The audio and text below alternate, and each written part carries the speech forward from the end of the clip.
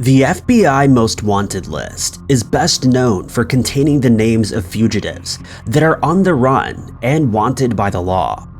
But it also contains a list of unsolved cold cases that seemingly have no answer. Some of the cases involve kidnappings or unsolved paranormal events, while in others, people have mysteriously disappeared and remain missing to this day.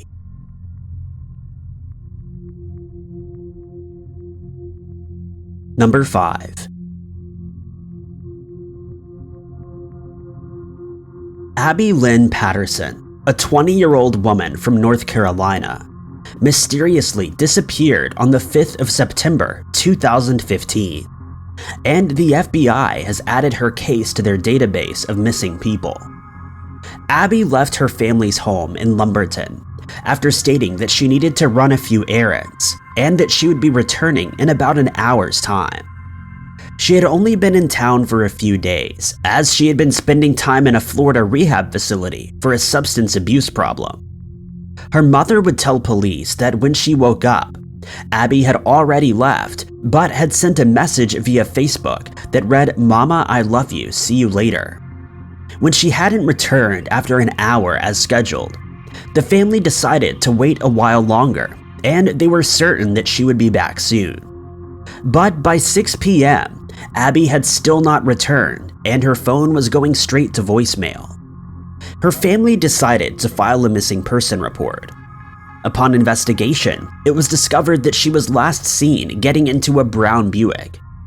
Police were able to identify the vehicle's owner as a friend of hers, and he was questioned. But he stated that he dropped Abby off in another part of town, which has not been disclosed. Since that day, no further clues have been found, and no one has come forward with any information on what may have happened to Abby. She is described as having brown hair and brown eyes, with a dark-colored birthmark on the back of her right thigh. She has a tattoo of 3 birds on the back of her right shoulder, and anyone with information on her whereabouts is asked to contact Lumberton Police at 910-671-3845 and to speak with Detective David Wilford.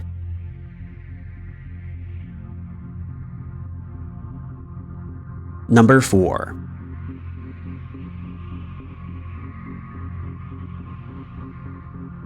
Felix Batista is an anti-kidnapping expert who helped negotiate resolutions for over 900 kidnappings and ransom cases, mostly in Mexico.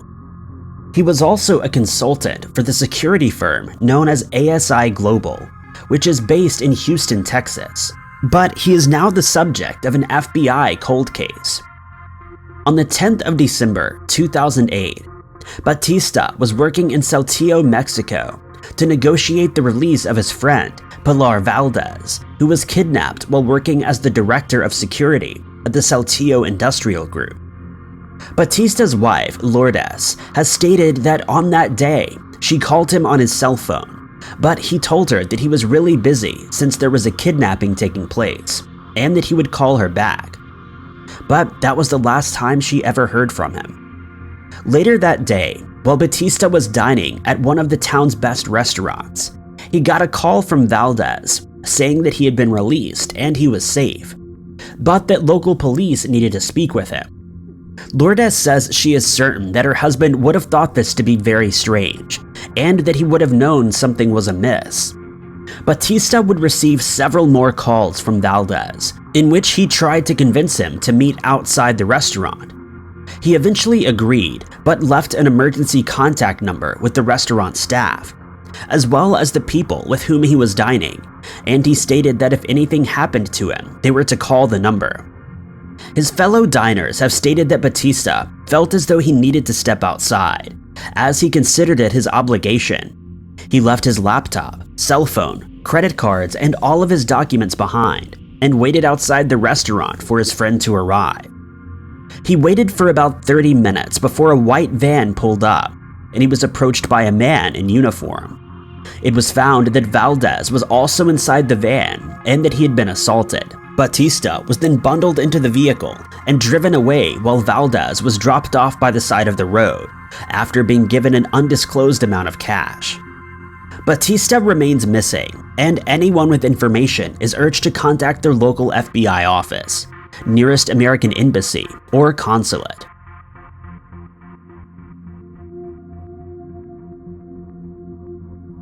Number 3.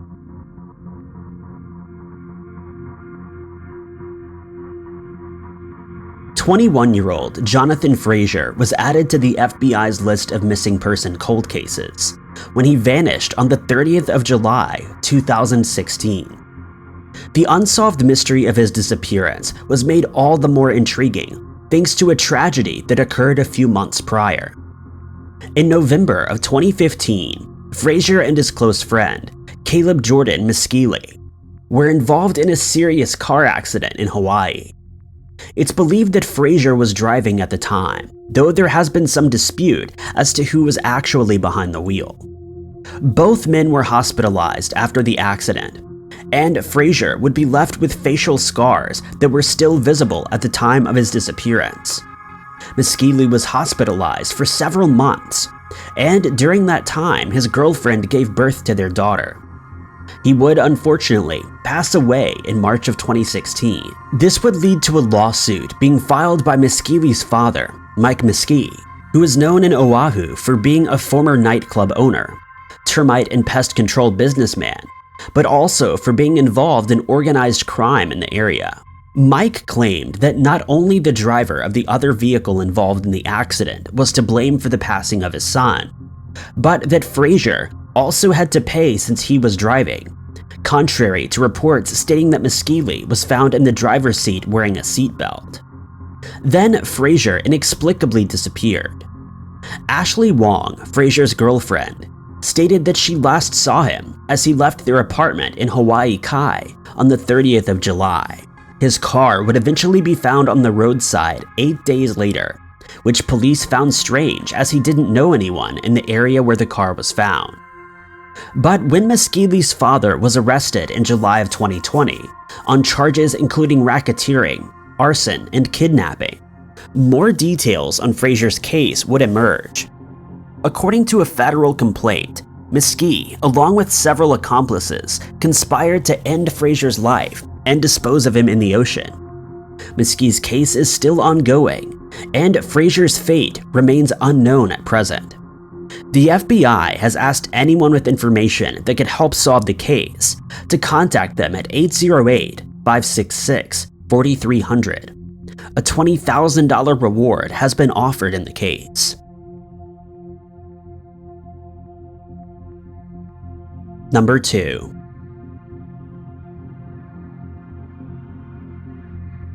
The unsolved cold case of the disappearance of Danielle Imbro and Richard Patron made the FBI's missing person list after it was suspected that the couple may have been the targets of a professional hit. Danielle and Richard had known each other since they were teenagers and had begun an on-again, off-again relationship as adults. At the time of their disappearance, Danielle was married, but she was estranged from her husband, Joe, and was in the process of separating from him. On the night of Saturday, the 19th of February, 2005, the couple were having a night out with friends. Anthony Valentino and Michelle McLaughlin were with them at Abilene's, a Tex-Mex restaurant in South Philadelphia.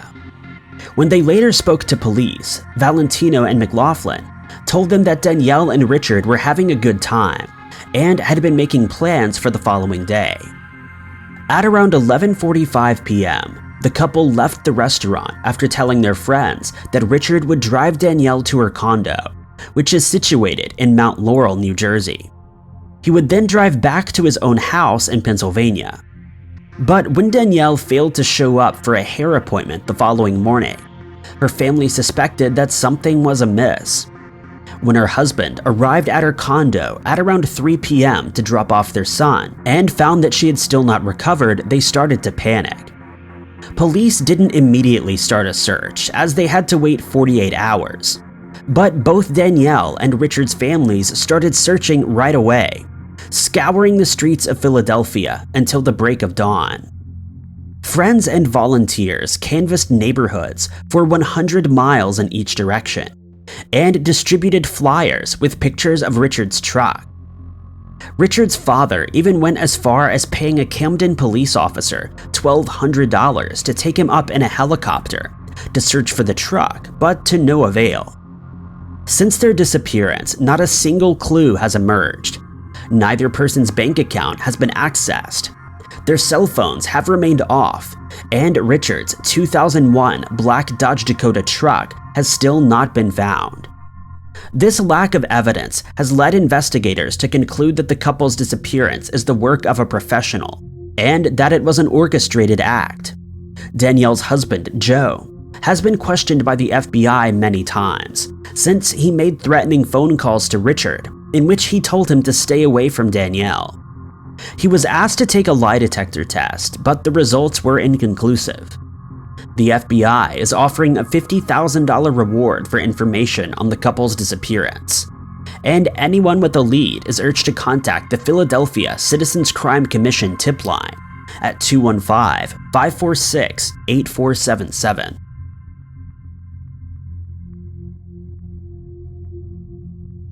Number 1.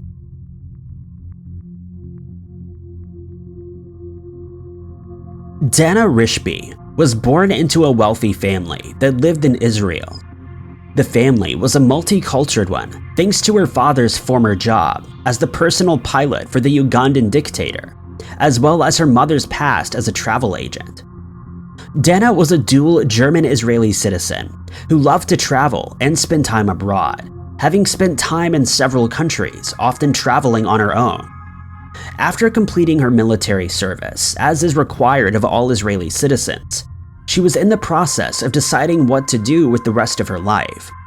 She spent a few years dubbing Japanese cartoons into Hebrew for Israeli television, including Pokemon, Tokyo Mew Mew, and Tom and Jerry, among others. She had also been visiting Californian universities, where she was considering enrolling in graduate computer animation courses. But before making a decision, Dana decided to travel to Cancun for a holiday. She had originally intended to meet with her parents in Patagonia, but couldn't get tickets and decided to go to Mexico instead. She was scheduled to stay there for a few weeks and spent the first few days visiting tourist sites and making new friends. On the 28th of March, 2017, she emailed her parents to say that she was going on a boat trip to Isla Mujeres. This would be the last time they heard from her, and her disappearance remains an unsolved cold case mystery to this day. She wrote in her diary that she had made it back from the island on the 30th of March, and was visiting the city of Tulum. She had met 2 Swiss men and an American tourist on the bus from the island, who had told her that Tulum was very busy and she may struggle to find accommodation. The American man, only known as Matty, offered for her to share his cabana, and she took him up on his offer. That night, she headed out to a nearby nightclub, leaving her backpack with Matty, and she was last seen getting ready to leave the club at 1:30 a.m. with a young man who was photographed in the club and who may have had an apartment nearby. She has not been seen since, and anyone with information concerning Dana's case is asked to contact their local FBI office or the nearest American embassy or consulate.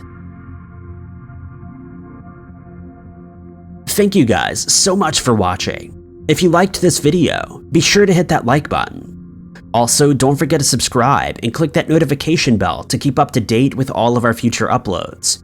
But I've been Ty Knotts, and I'll catch you guys in the next video.